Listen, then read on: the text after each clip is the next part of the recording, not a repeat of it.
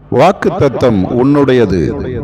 மனிதர்கள் என்னை விசாரிக்க வேண்டும், என்னுடைய வீட்டிலே தங்க வேண்டும் என்று நீ விரும்புகிறாய், ஏங்குகிறாய். ஆனால் அவர்கள் வருவதினாலே உனக்கு என்ன பலன் உண்டு என்பதை நீ யோசித்திருக்கிறாயா? நல்ல பலன் கிடைப்பதை விட எதிர்மறையான பலன்கள் கிடைக்கிறது. இந்த சூழ்நிலையில்தான் நான் உன்னிடத்தில் வருகிறேன். மார்த்தாள் என்னை தன்னுடைய வீட்டில் ஏற்றுக்கொண்டாள். அந்த குடும்பத்தோடு எனக்கு நெருங்கிய ஐக்கியம் ஏற்பட்டது. ஒரு நாள் அந்த குடும்பத்தில் லாசரு மரித்து போனான். அந்த சூழ்நிலையில் அவர்கள் என்னை அழைத்தார்கள்.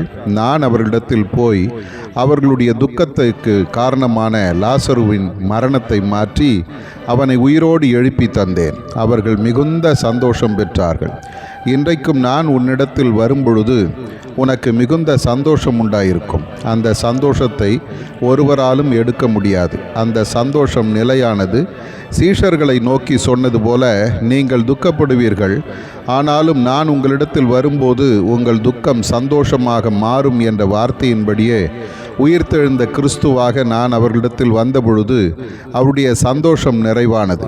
அன்பு பிள்ளையே, என்னை உன் வாழ்வில் ஏற்றுக்கொள்வாயா? நான் உன்னிடத்தில் வந்தால் உன் துக்கம் சந்தோஷமாக மாறும்.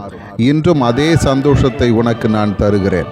ஆதார வசனம்: நான் அவர்களை நிலைப்படுத்தி அவர்களை வர்த்திக்க பண்ணி அவர்கள் நடுவிலே என் பரிசுத்த ஸ்தலத்தை என்றென்றைக்கும் ஸ்தாபிப்பேன். எசேக்கியேல் 37:26.